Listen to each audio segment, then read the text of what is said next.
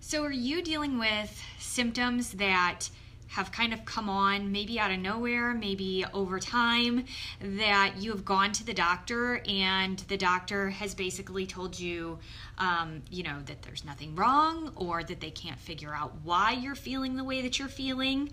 That is something that I dealt with myself. So this may seem a little alarming, but over 750 million people worldwide actually deal with a thyroid disorder of some sort, according to the World Health Organization. And of those 750 million people, about half of them don't even realize that they have a thyroid problem. Whether that be because they haven't related their symptoms enough to being a problem and they need to go get it checked out, or whether that be because they have gone to a physician and the physician can't figure out what's going on because they're not attributing it to a thyroid disorder, or even people who are being treated for a particular ailment that is one of the symptoms of a thyroid disorder instead of actually being treated by the root cause. I know that sounds really crazy. So today I wanted to share with you guys a little bit about some of the symptoms that are commonly seen in people with hypothyroid or even hyperthyroid disorders. There's actually over 300 different symptoms that you can experience if you're having a thyroid problem. I know for me, it was extreme exhaustion, pain, let's see, there was fatigue, mentally and everything. There was brain fog. That was a huge one for me. I actually had something that I never would have ever attributed to a thyroid thing, but my chiropractor did it. It was a slow response with my Achilles. It was so strange. He actually, my son videoed it while the chiropractor did it.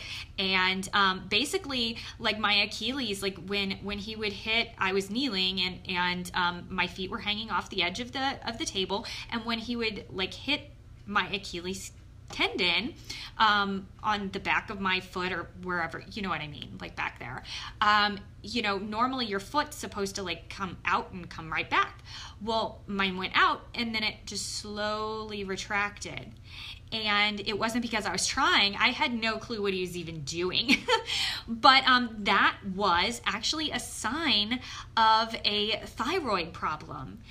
And I also had your metabolism slows down, so then you have other systems that kind of begin to slow down. A lot of people will have digestive issues and things like that when it comes to thyroid disorders. But so some of the more common ones that you see with hypothyroid are being cold. That was a big one for me, where you would just be cold and my hands and feet, they're always cold. Like my fingers, they're like cold to my face, where my face is warm, but my fingers are cold. My feet and my hands are always cold. That's a sign. Brain fog, where you are forgetful, where you're not able to complete a thought. Like you're having a conversation and you can't seem to finish that conversation. You might kind of blank out as to what you were talking about. That really stinks when it happens, especially when it happens with you guys. But I tried my best to recover, and it isn't as bad these days now that I've been taking supplements for it. But some other things, changes in your period. For hypo, you usually have heavier periods with more severe cramping, and they may happen more often. Whereas with hyper, it's going to be sometimes there'll be lighter periods and not as intense, and even not as frequent. Some other things are like you might have a low libido. That is a sign. Depression. And it can also affect your blood pressure. Like you will have high blood pressure, whether it can be with hypo or hyperthyroid. High blood pressure can be a sign of a thyroid problem. And also constipation, that's another one. Constipation's usually more with hypo. Diarrhea and loose bowels is more with hyper. Also anxiety. Anxiety is a big one for hyperthyroid.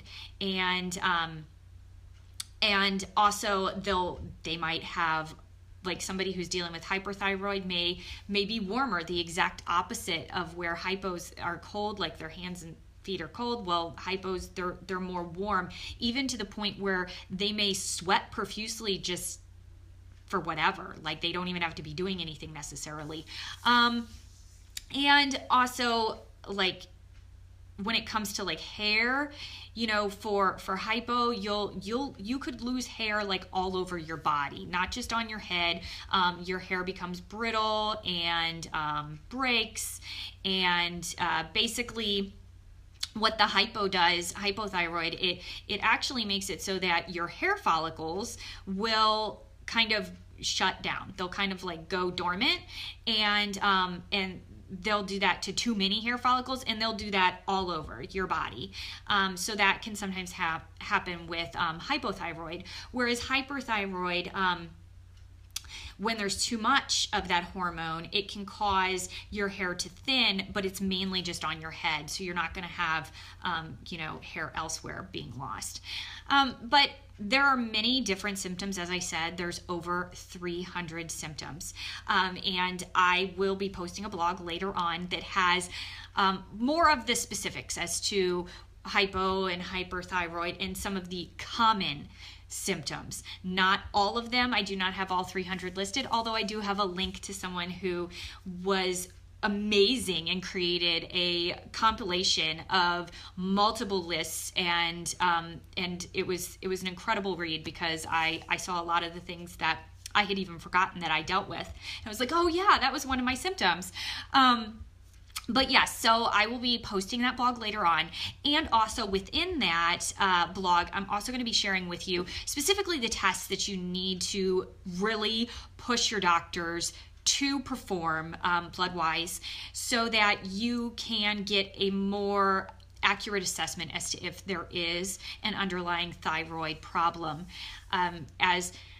As if you guys have followed my story, my blood work didn't show that I had a thyroid problem. It was all of the symptoms that really led to it. I was like on the borderline of having a problem or not having a problem, having a thyroid issue or not having a thyroid issue, which is why I was diagnosed with subclinical hypothyroidism.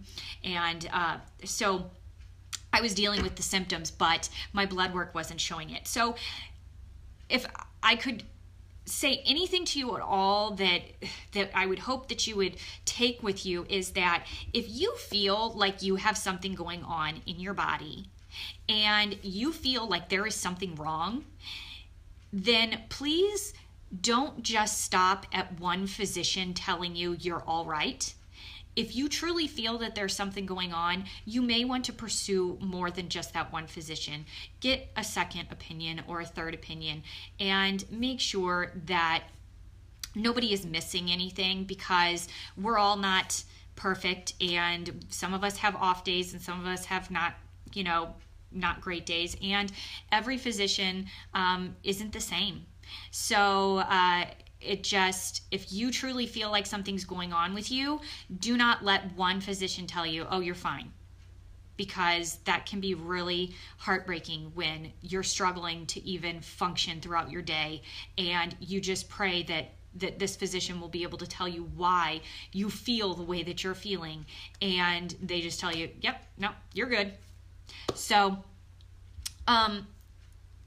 yeah, just make sure that you really listen to yourself, and know that you should go out there and research some more and see if you can get some more answers.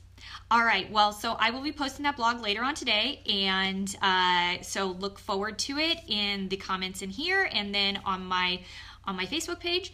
And other than that, I hope that you all have a wonderful day, and I look forward to chatting with you again soon. All right, see you later. Bye.